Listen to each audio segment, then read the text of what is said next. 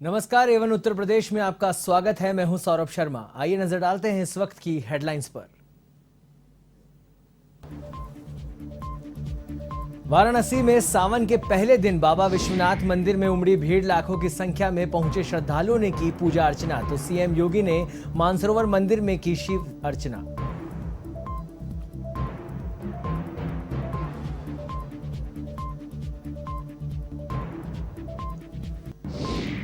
CM Yogi Adityanath के गोरखपुर दौरे का तीसरा दिन, मानसरोवर मंदिर के सौंदर्यीकरण निर्माण कार्य का किया लोकार्पण। तो सीएम ने CSC e governance service India limited के साथ साइन किया एमओयू।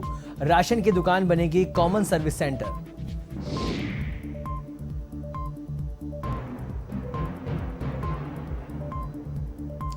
लखनऊ में एवन टीवी की खबर का दिखा असर, सुलभ आवास के मूल आवंटियों की समस्याओं पर एक्शन।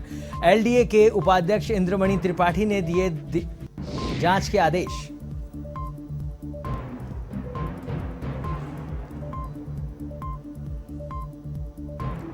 हरदोई में बिलग्राम क्षेत्र में तेज रफ्तार गाड़ी ने बाइक को मारी टक्कर। हादसे में देवर भाभी की मौत। गाड़ी को कब्जे में लेकर आरोपी की तलाश में जुटी पुलिस।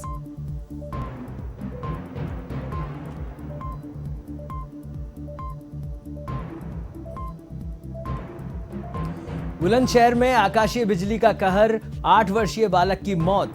1 वर्षीय बालक झुलसा, छत पर खेलते समय गिरी दोनों बच्चों पर आकाशीय बिजली। घर में पसरा मातम, गांव में शोक की लहर।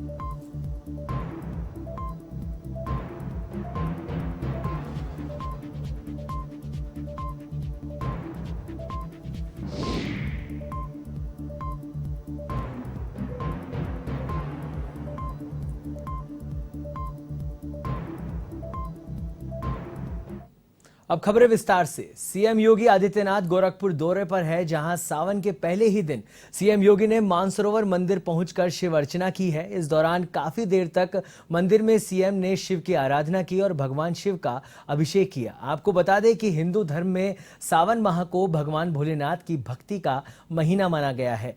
भगवान शिव को समर्पित इस महीने में गंगा स्नान, भगवान शिव की आराधना की जाती है। वहीं सावन महीने में सोमवार के दिन व्रत रखने वाले भक्तों की मनोकामना पूर्ण होती है।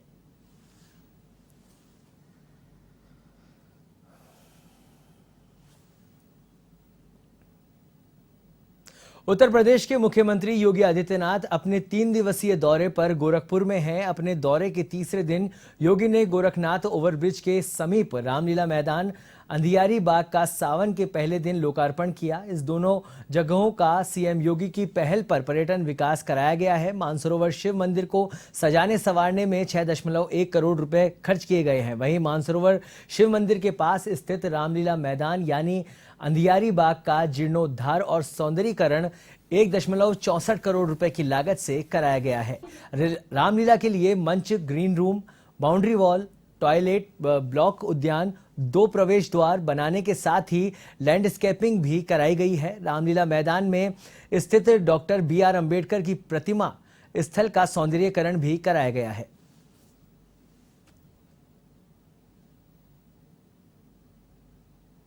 आज लोकार्पण का अवसर भी हमें प्राप्त हुआ। आपने देखा होगा, आज से 5 साल पहले तक यह पूरा जो क्षेत्र था, मंदिरें जर्जर थी।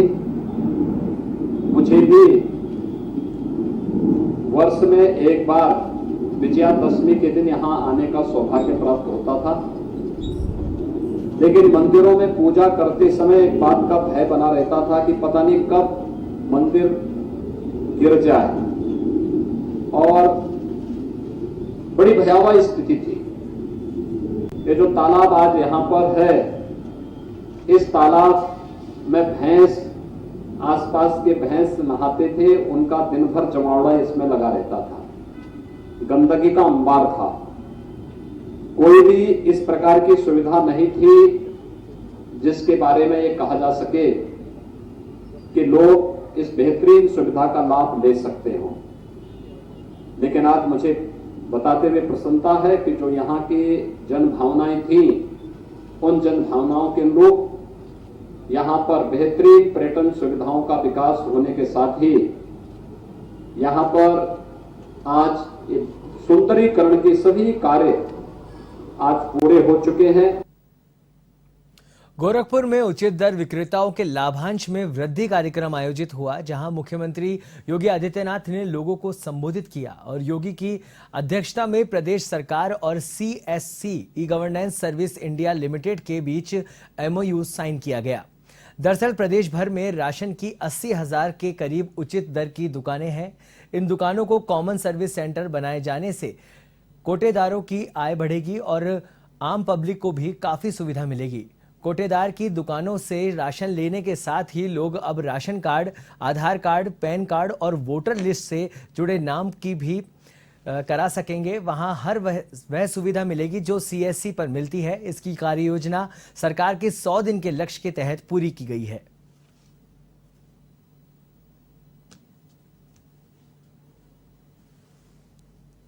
आज जो यहां पर कार्यक्रम प्रारंभ हुआ है, जिसके माध्यम से प्रदेश के 80,000 राशन कोटे के जो दुकानदार हैं, उचित विक्रेता हैं, इन सब के जीवन में व्यापक परिवर्तन लाने का एक अभियान है। उत्तर प्रदेश देश की आबादी का सबसे बड़ा प्रदेश है और इस प्रदेश में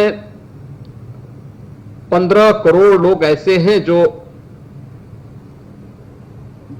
जितने भी हमारी फेयर प्राइस शॉप्स हैं, उचित दर के इन विक्रेताओं से ही अपना खाद्यान्न प्राप्त करते हैं। फ्री में या सस्ते में उन्हें खाद्यान्न प्राप्त होता है, लेकिन उस सब के बावजूद बहुत बार उचित दर विक्रेता के जो हमारे कोटेदार थे, उन सबको लोग बड़ी हेद से देखते थे।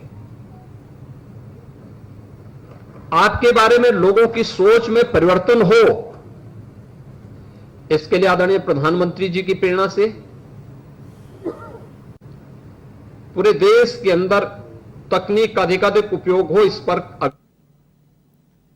खबर यूपी के लखनऊ से है, जहां मुख्य सचिव की अध्यक्षता में स्वास्थ्य विभाग के तबादलों और PWD में तबादलों की जांच के लिए कमेटी बनी थी। वहीं दोनों कमेटियां मुख्यमंत्री योगी आदित्यनाथ को आज रिपोर्ट सौंप सकती है, जिसके बाद ऐसा कहा जा रहा है कि जांच में दोषी पाए गए अफसरों पर कार्रवाई हो सकती है। बता दें कि पशुधन विभाग में 50 करोड़ के घोटाले पर भी कार्रवाई की तलवार लटकी हुई है और PWD मुख्यालय में भी कई मुख्य अभियंता वर्षों से जमे हैं।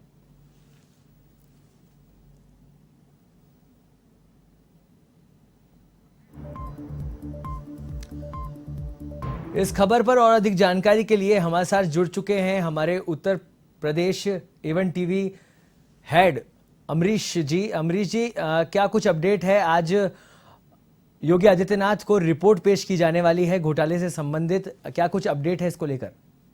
बिल्कुल सौरभ, देखिए जिस तरीके से स्वास्थ्य विभाग में और PWD में और इसके अतिरिक्त पशुधन विभाग में जिस तरीके से तबादलों की और घोटालों की बात आ रही थी, उसी के दृष्टिगत मुख्यमंत्री योगी आदित्यनाथ ने 3 सदस्यीय टीम गठित की थी, जिसमें मुख्य सचिव की अध्यक्षता में एक टीम बनाई और मुख्य सचिव दुर्गा शंकर मिश्रा जी के साथ साथ अपर मुख्य सचिव अवनीश अवस्थी और संजय भूसरेड्डी जी को इस टीम में की कमान सौंपी गई थी, जिसके दृष्टिगत आज मुख्यमंत्री योगी आदित्यनाथ से दोनों ही कमेटियां अपनी जांच सौंप सकती हैं।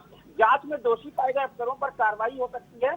पशुधन विभाग में 50 करोड़ के घोटाले पर कार्रवाई की तलवार जो है वो लटकी है। इसके अतिरिक्त जो बड़ा मामला है वो स्वास्थ्य विभाग में है, जिस पर खुद आपत्ति जो है जताई है वो उप मुख्यमंत्री ब्रजेश पाठक ने, जो स्वास्थ्य के मंत्री हैं, और जब से उन्होंने स्वास्थ्य मंत्रालय की कमान संभाली है तभी से समय समय पर वो निरीक्षण करते रहते हैं स्वास्थ्य विभाग का। और अब तबादलों पर बड़ी गड़बड़ी उन्होंने जब पाई और उसके बाद उन्होंने अपर मुख्य सचिव अमित मोहन प्रसाद से एक लिखित पत्र में जवाब मांगा कि आखिर उनके संज्ञान में ये बात नहीं थी और इतने लंबे पैमाने पर तबादले कर दिए गए। और उस पत्र के जवाब में अपर मुख्य सचिव अमित मोहन प्रसाद ने ये उनको चिट्ठी लिखी थी कि तबादलों में किसी भी प्रकार की हीला हवाली नहीं हुई है और नियमानुसार ही तबादले किए गए हैं। जिसके बाद उन्होंने मुख्यमंत्री से भी इस संदर्भ में शिकायत की थी और उसी का एक फल था जिस पर मुख्यमंत्री ने एक टीम गठित की थी और आज वो टीम रिपोर्ट प्रस्तुत कर सकती है। सकती है। इन दोनों ही मामलों के अलावा पीडब्ल्यूडी के मास्टरमाइंड चीफ इंजीनियर जो मजबूती से कुर्सी पर कई वर्षों से जमे हैं,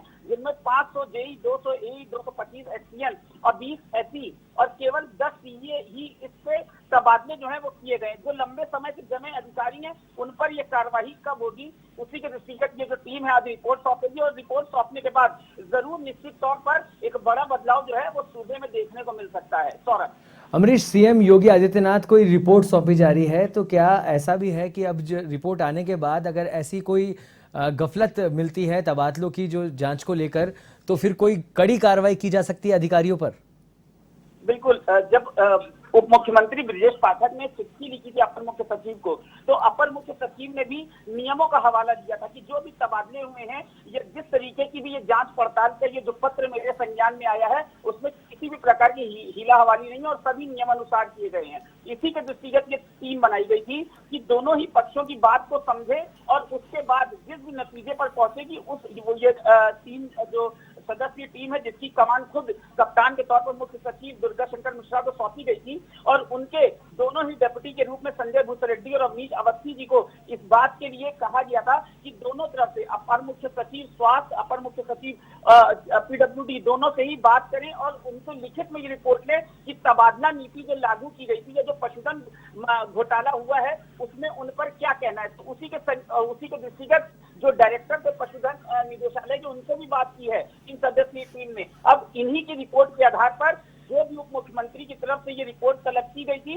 उस पर ये 3 सदस्य टीम थी उसने बात की है अपर मुख्य सचिव से और अब ये रिपोर्ट मुख्यमंत्री के संज्ञान में लाई जाएगी। हालांकि चर्चा ये है कि इसमें जो भी गफलत की स्थिति दोनों ही पक्षों में बनी है उसको सुलझाया जाए। अगर दोनों ही पक्ष यानी कि उप मुख्यमंत्री ब्रजेश पाठक और अपर मुख्य सचिव दोनों को ही साथ में भी ये बात लेकर पूछी जाएगी कि अगर आपके बीच में किसी तरीके की मिसअंडरस्टैंडिंग है तो पहले उसको क्लियर करने का ही जो सुझाव है वो तीनों जो सदस्य हैं मुख्य सचिव के साथ वो देंगे और अगर किसी प्रकार की हिलावाली पाई जाती है तो निश्चित तौर पर इस पर एक कड़ी कार्रवाई होगी। लेकिन ये उचित कदम तभी उठाया जाएगा जब दोनों ही पक्ष आपस में असहमति जो है वो लगाएं। अगर दोनों अगली खबर की ओर। खबर लखनऊ से है, जहां A1 टीवी की खबर का असर देखने को मिला, जिसका संज्ञान लेते हुए लखनऊ विकास प्राधिकरण के उपाध्यक्ष इंद्रमणि त्रिपाठी ने जांच के आदेश दिए। बता दें कि A1 टीवी के ने प्रमुखता से सुलभ आवास के मूल आवंटियों की समस्याओं का मुद्दा उठाया था, जिसके बाद जांच में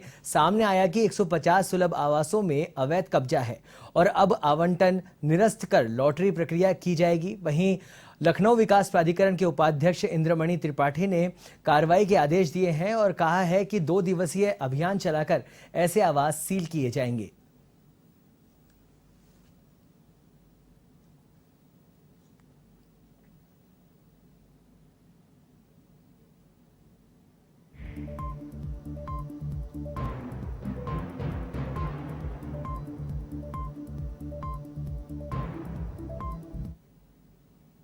खबर यूपी के हरदोई से है, जहां बिलग्राम क्षेत्र में तेज रफ्तार गाड़ी ने बाइक सवार को टक्कर मार दी। हादसे में बाइक सवार देवर भाभी की मौत हो गई।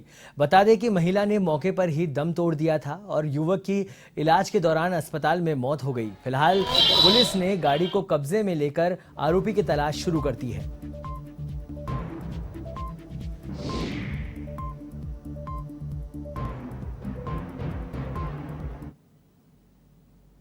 यूपी के बुलंदशहर में भारी बारिश के बीच आकाशीय बिजली गिरने से 8 वर्षीय मासूम की मौत हो गई, जबकि 1 वर्षीय मासूम अतीफ गंभीर रूप से झुलस गया। जानकारी के मुताबिक अगौता क्षेत्र के मीरपुर गांव में बारिश में दोनों बच्चे घर की छत पर खेल रहे थे, तभी अचानक आकाशीय बिजली गिर गई, जिसके बाद परिजनों ने आनन फानन में दोनों को गंभीर हालत में अस्पताल पहुंचाया, जहां चिकित्सकों ने प्राथमिक जांच के बाद 8 वर्षीय मासूम को मृत घोषित कर दिया, जबकि दूसरे बच्चे का अस्पताल में इलाज जारी है। सूचना के बाद मौके पर अगौता थाना पुलिस पहुंच चुकी है।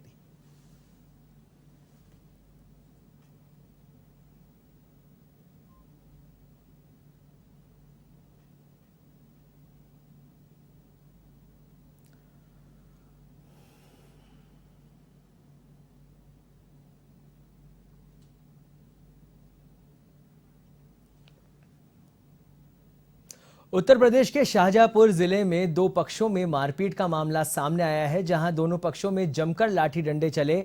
बड़ा के भाजपा कार्यकर्ताओं ने खुटार के प्रधान को दौड़ा दौड़ा कर पीटा। वहीं लाठी डंडों से पिटाई का वीडियो सोशल मीडिया पर जमकर वायरल हो गया।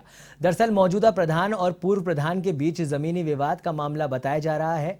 सूचना के बाद मौके पर पहुंची पुलिस जांच में जुट गई है। घटना खुटार के निवासपुर गांव की बताई जा रही है।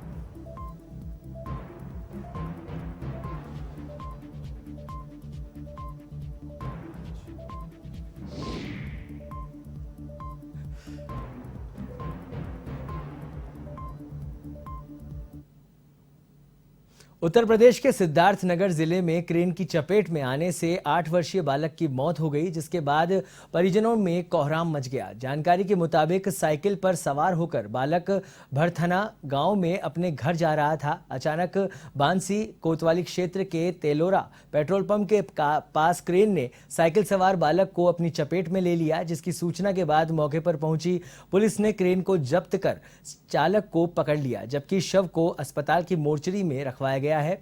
फिलहाल पुलिस मामले की जांच में जुट गई है।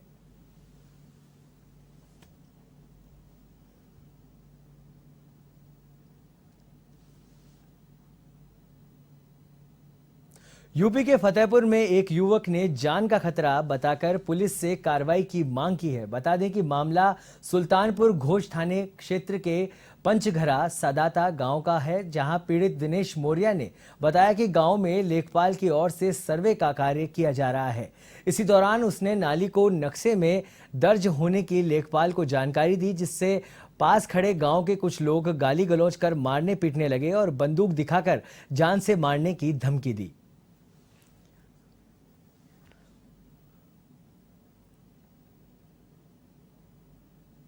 मैं दिनेश कुमार मौर्य राय पचघरा थाना सुल्तानपुर घोष का निवासी हूं और मेरे साथ जो है शुक्रवार के दिन क्षेत्रीय लेखपाल आए हुए थे। उनके सामने मैंने सिर्फ उनसे लेखपाल साहब से पूछा कि भैया आप नाली का नक्शा देख लो कि है कि नहीं, तो तहसील वो थाना दिवस में देके उसको बनवा लें। हम खाली इतना पूछने पे राजकुमार मौर्य पुत्र चंदपाल मौर्य थाने में एप्लीकेशन दे दें। मैं एक थाने में एप्लीकेशन दिया, उसकी सुनवाई करने के लिए मुझे थाने से अभी फ़ोन तो आया, लेकिन अभी साहब बोले अभी मार रहे हैं। अब देखो कैसा क्या होता, मेरे जान माल का, मेरे परिवार का, मैं घर में बंधक की तरीके रह रहा हूँ। मेरा पूरे परिवार मतलब यहाँ मम्मी बीमार रहती हैं, वो दिल्ली में इनका इलाज चलता है। मैं इतना परेशान हूँ कि पूछो नहीं। मैं घर से बाहर नहीं निकल पा रहा हूँ। कह रहे हैं आप बाहर जाओगे, खेत जाओगे, जहाँ मिलोगे वहाँ मारेंगे। एक तरफ जहां सावन माह की शुरुआत हो चुकी है, ऐसे में कावड़ यात्रा को लेकर जिला प्रशासन ने तैयारियां पूरी कर ली है। सफाई का खास ध्यान दिया जा रहा है। श्रद्धालुओं के रुकने के भी उचित इंतजाम किए गए हैं। भारी संख्या में पुलिस बल तैनात कर दिया गया है। इस माह में कावड़ यात्री भगवान भोलेनाथ को हर दिन जलाभिषेक करते हैं।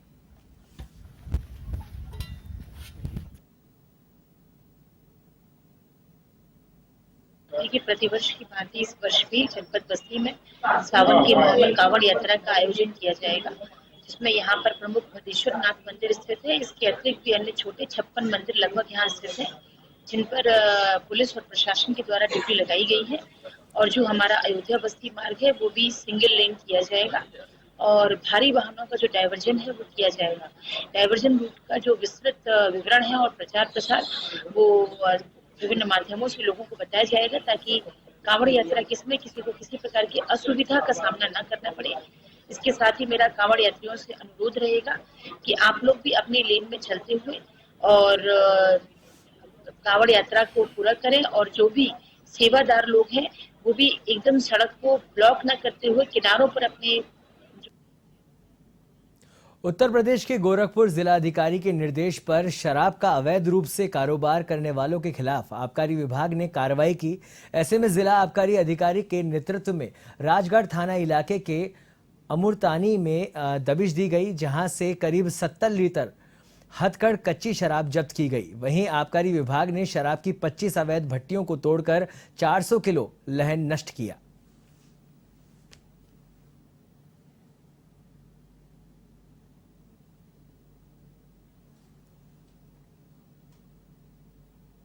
खबर वाराणसी से है, जहां विश्वनाथ मंदिर मार्ग में एक बड़ा हादसा होने से टल गया। बता दें कि मुख्य मार्ग पर एक जर्जर मकान का छज्जा भरभरा कर नीचे गिर गया। गनीमत रही कि कोई भी जनहानि नहीं हुई। कुछ कदमों की दूरी पर ही विश्वनाथ मंदिर मौजूद है और छज्जे के नीचे ही श्रद्धालुओं की लंबी लाइन लगी हुई थी, जो कि चंद मिनट पहले ही खत्म हुई थी। बताया जा रहा है कि मकान का छज्जा पहले से ही कमजोर था। मकान का पुराना भी और भी लगातार रिस रहा था। ऐसे में मकान के गिरने की पूरी संभावना थी, लेकिन नगर निगम ने इस बात का संज्ञान तक नहीं लिया।